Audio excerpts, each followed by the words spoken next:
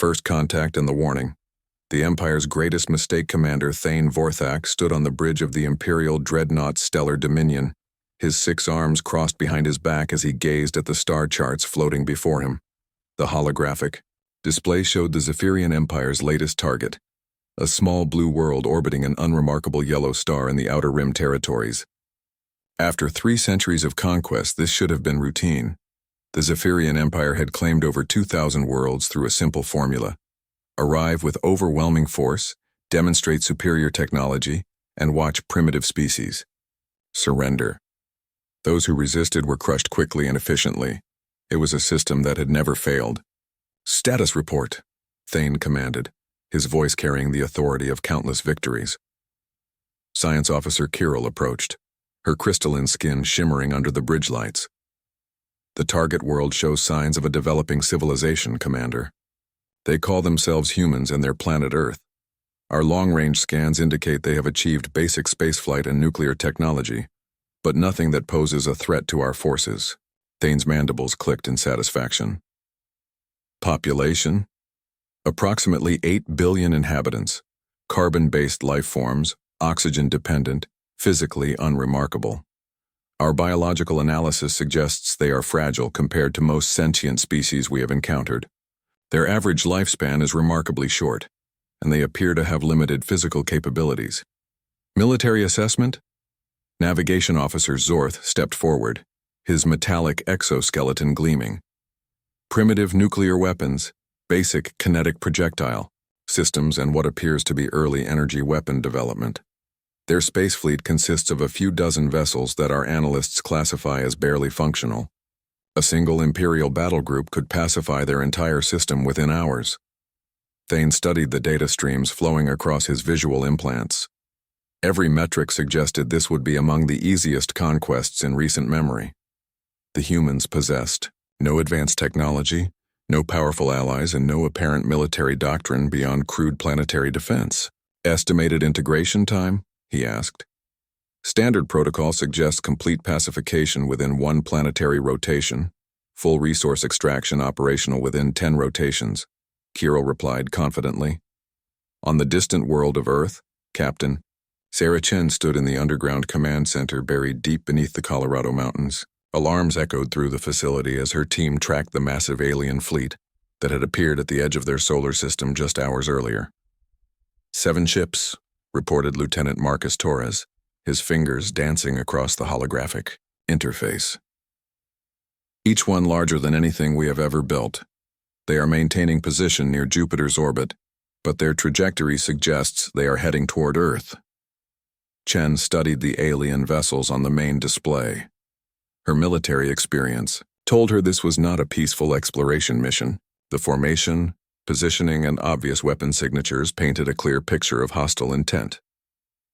"Any response to our communication attempts?" she asked. Communications Officer Diana Park shook her head. "We have been broadcasting on all frequencies, in dozens of languages and mathematical sequences. Nothing. Either they cannot understand us or they are choosing not to respond." General Robert Hayes entered the command center, his weathered face grim. "The President has authorized DEFCON 1. All military forces are mobilizing, but Sarah, we both know what we are facing here." Chen nodded grimly. The human race had spent decades preparing for this possibility, but seeing it become reality was sobering. Their space-based weapons platforms were operational. Their hidden defensive systems were active, and their most advanced ships were moving into position. Still, against technology centuries beyond their own, victory seemed impossible. "Sir, incoming. Transmission," Park announced suddenly. The main screen flickered to life, revealing a creature that made several staff members step backward in shock. Commander Thane's imposing form filled the display, his 6 arms and insectoid features clearly alien. When he spoke, the computer translation system rendered his words in calm, measured English. "Inhabitants of the world you call Earth, I am Commander Thane Vorthak of the Zephyrian Empire. Your system has been selected for integration into our domain. You will prepare your leaders to receive our terms. Resistance will result in significant casualties." Chen stepped forward, her voice steady despite the circumstances. "This is Captain Sarah Chen of the Earth Defense Forces. We welcome contact with other civilizations, but we are not interested in being integrated into any empire. We propose peaceful coexistence and diplomatic exchange."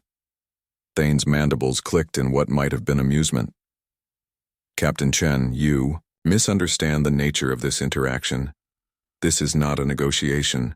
The Zephyrian Empire has claimed over 2,000 worlds through superior technology and military force. Your species will benefit from our guidance and protection in exchange for resources and compliance." "And if we refuse?" Chen asked, though she already knew the answer. "Refusal is not advisable. We will demonstrate our capabilities if necessary." The transmission ended abruptly, leaving the command center in tense silence. Miles away, in a hidden facility that officially did not exist, Dr. Elena Vasquez worked frantically alongside Earth's most brilliant scientists and engineers. For decades, a small group of visionaries had prepared for this moment, developing technologies that pushed the boundaries of human understanding. "Status on Project Phoenix?" she asked her team. "The quantum displacement drives are operational," reported Dr. James Kim. "Our stealth coding technology has exceeded all expectations. The question is whether our unconventional approach will be enough against their superior numbers." Dr. Vasquez smiled grimly. "James' conventional thinking got us into this situation. Unconventional thinking might just get us out of it." Back aboard the Stellar Dominion, Commander Thane received an unexpected visitor. The transport shuttle had requested emergency docking, claiming to carry important intelligence about the human world. The passenger was Zevik Wren, a former Imperial scout who had been presumed dead after his ship disappeared in this sector months earlier. Wren limped onto the bridge, his exoskeleton scarred and his movements suggesting recent injuries. "Commander, I must speak with you immediately. It concerns the humans." Thane's optical sensors focused on the battered scout. "Zevik Wren, you were reported lost. What happened to your vessel?" "Shot down by human patrol ships while conducting reconnaissance," Wren replied, causing several bridge officers to exchange glances.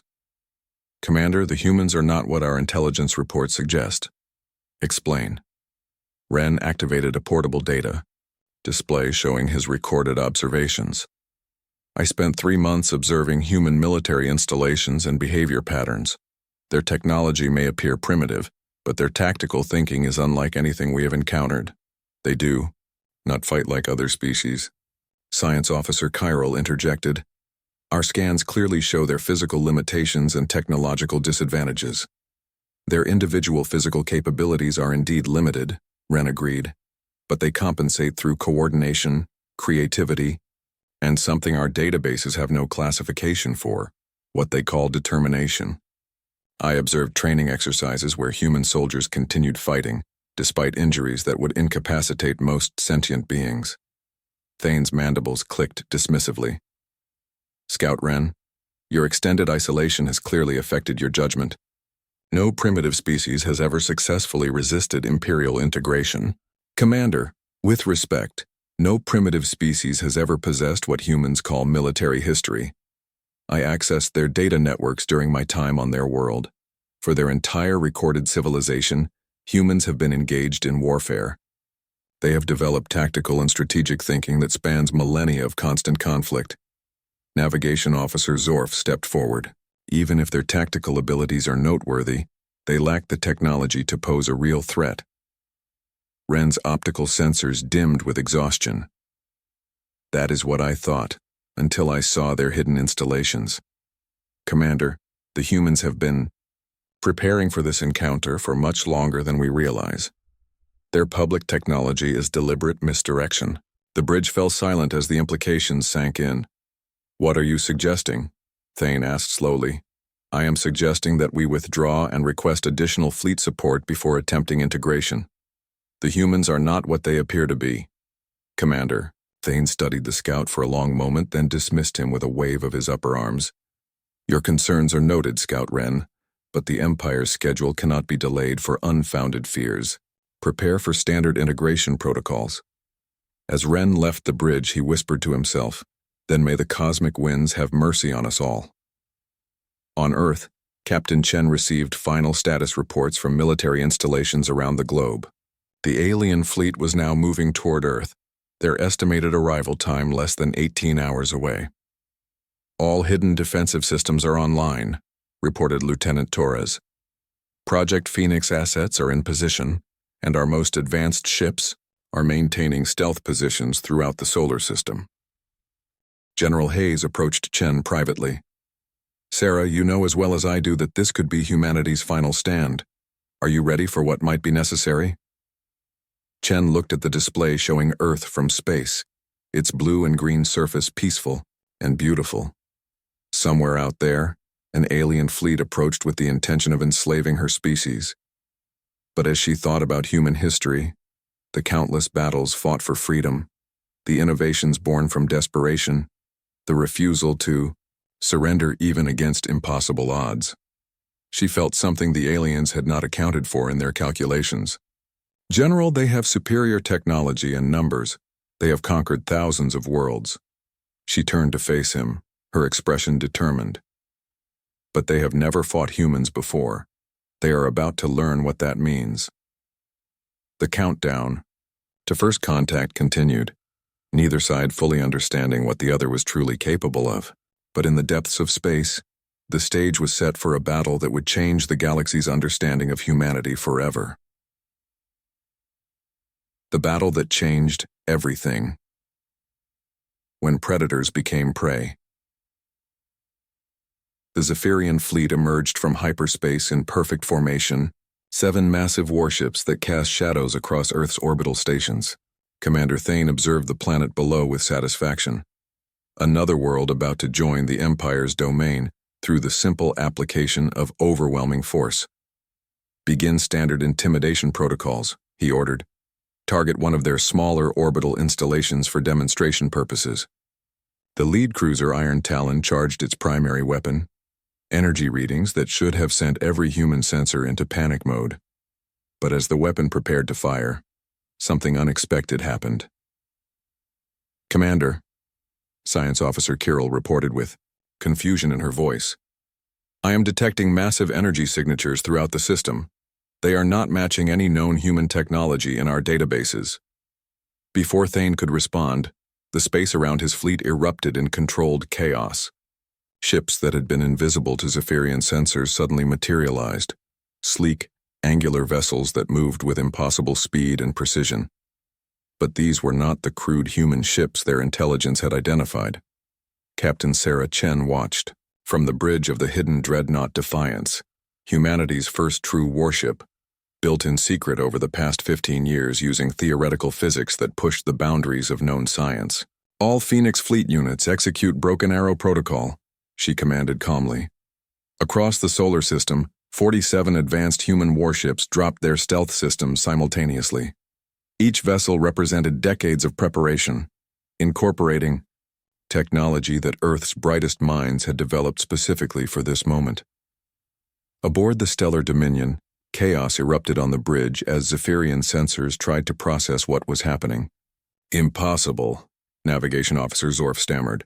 "Our intelligence reports indicated they had less than 30 primitive vessels. Where did these ships come from?" "How many are we detecting?" Thane demanded.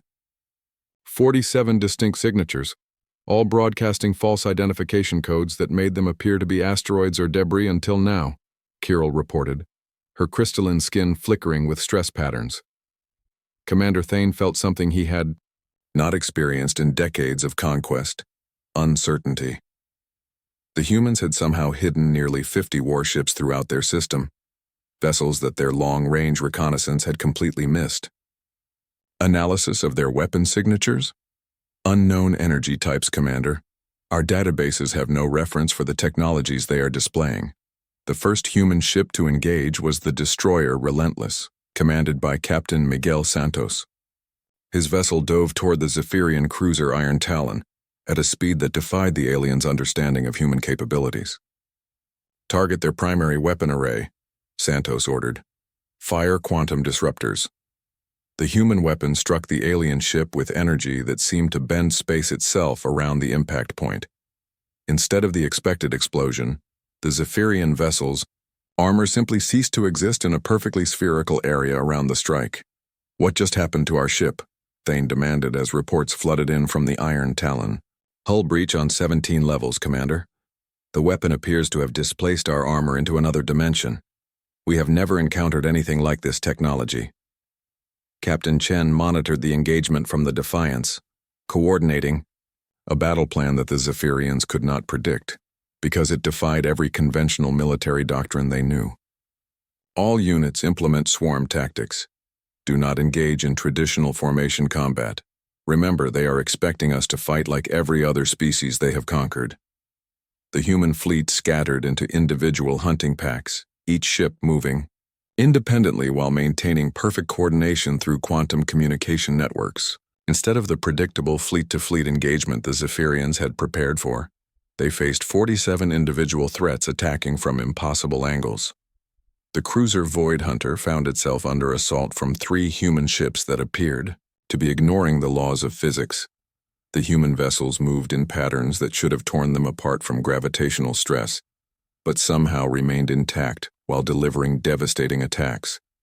Their ships are modifying their mass in real time, Science Officer Kirill reported in disbelief.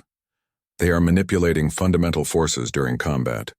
Commander Thane watched his fleet, which had never suffered a defeat in 3 centuries, struggle against an enemy that fought unlike anything in their experience. The humans were not trying to overpower Zephyrian technology. They were making it irrelevant through approaches the Empire had never considered. "All vessels fall back to defensive formation," he ordered. "Implement standard siege protocols." But as the Zephyrian ships moved to regroup, they discovered that the humans had anticipated this maneuver as well. Captain Chen had positioned her reserve forces precisely where the alien fleet would retreat. "Phoenix Actual to all units." Her voice broadcast across the human fleet. "Execute hammer and anvil. Show them what happens when predators meet humans." The remaining human ships emerged from concealment behind Earth's moon, trapping the Zephyrian fleet between 2 forces. But instead of the crushing assault the aliens expected, something far more devastating occurred. Each human ship began broadcasting a signal that interfaced directly with Zephyrian neural implants, the same technology that connected every Imperial citizen to their ship systems. Dr. Elena Vasquez had spent months reverse engineering captured Zephyrian equipment, discovering a vulnerability that no one in the Empire had ever considered. "Commander," Navigation Officer Zorf called out in panic, "the humans are inside our networks. They are accessing our ship systems through our neural interfaces." Across the Zephyrian fleet, ships began turning their weapons on each other as human hackers seized control of targeting systems. The Empire's greatest strength, the neural integration that allowed perfect coordination, had become their greatest weakness. "How is this possible?" Thane demanded as his own ship's systems began responding to commands he had not given. The answer came from Scout Zivik Wren, who had been monitoring the battle from the detention area where Thane had confined him after his warnings were dismissed. "Because, Commander, humans do not just study their enemies' weapons, they study their enemies' minds." The battle lasted only 47 minutes. When it ended, 4 of the 7 Zephyrian warships were under complete human control. 2 had been disabled beyond repair, and only Commander Thane's flagship remained operational. Captain Chen opened a communication channel to the Stellar Dominion. "Commander Thane, this is Captain Sarah Chen. You have 2 choices. Surrender your remaining vessel and your crew will be treated according to our laws of war, or continue fighting and face complete destruction." Thane looked around his bridge at officers who had never experienced defeat, their expressions showing shock and disbelief. Everything they had believed about human inferiority had been proven wrong in less than an hour. "Captain Chen, how did you develop these technologies?" "Our intelligence indicated your species was centuries behind Imperial science." Chen's expression was grim, but determined. "Commander, your intelligence was based on what we wanted you to see. Humanity learned long ago that the best weapon against a superior enemy is surprise. We have been preparing for this encounter since we first detected your expansion toward our sector. But your species appears so fragile, so primitive. Appearances can be deceiving. You conquered 2,000 worlds by attacking species that had never fought a real war. Humanity has been fighting wars for our entire recorded history. We know how to turn weakness into strength, how to make enemies, underestimate us, and how to win against impossible odds. The communication channel remained open as Thane processed this information. Around his ship, human vessels maintained perfect formation, their weapons trained on his vessel, but not firing. "What happens now?" he asked. "Now, Commander, you return to your empire with a message. Earth and humanity are not to be conquered. Any further attempts at invasion will result in consequences your empire cannot imagine. We prefer peace, but we are prepared for war in ways your people have never experienced." Commander Thane looked at the tactical display showing the complete destruction of his fleet by a supposedly primitive species. Every assumption the Empire had made about humanity had been wrong. Their apparent weakness was careful deception. Their primitive technology was deliberate misdirection. And their military capabilities were unlike anything the galaxy had ever seen. "Message received, Captain Chen. The Zephyrian Empire will reconsider its approach to your species." As the battered Imperial flagship limped away from Earth's solar system, Scout Zevik Wren stood beside Commander Thane on the bridge. "I tried to warn them," he said quietly. Thane's mandibles clicked in what might have been agreement or resignation. "Indeed. But would I have believed you if you had told me that humans fight wars not just with weapons, but with their minds? That they prepare for battles that might never happen? That they can turn their apparent weaknesses into tactical advantages? No, Commander. You would not have believed it until you saw it." The news of the Zephyrian Empire's defeat spread across the galaxy faster than Imperial propaganda could contain it. For the first time in centuries, an Imperial fleet had been destroyed by a primitive species. The Empire's expansion halted as military commanders demanded new intelligence about human capabilities. Captain Sarah Chen stood on the observation deck of the Defiance, looking out at Earth as repair crews worked on the damaged orbital stations. The cost of victory had been significant, but humanity had sent a clear message to the galaxy. "Ma'am," Lieutenant Torres approached with a datapad. "Long-range sensors are detecting multiple alien fleets changing course away from our sector. Word is spreading." Chen nodded. "Good. Peace through strength has always been humanity's best diplomatic policy." General Hayes joined them, his expression thoughtful. "Sarah, do you think this is over?" "No, General. This is just the beginning. We have revealed ourselves to the galaxy, and not everyone will be as foolish as Commander Thane. But today, humanity proved something important." "What's that?" Chen smiled as she watched the sun rise over Earth's horizon. "That underestimating humans is the last mistake any species makes." In the depths of space, the surviving Zephyrian fleet carried news that would reshape galactic politics forever. The Empire had encountered a species that could not be conquered through traditional means, and the balance of power in the galaxy had shifted in ways no one could have predicted. The humans had not just won a battle, they had changed the rules of war itself.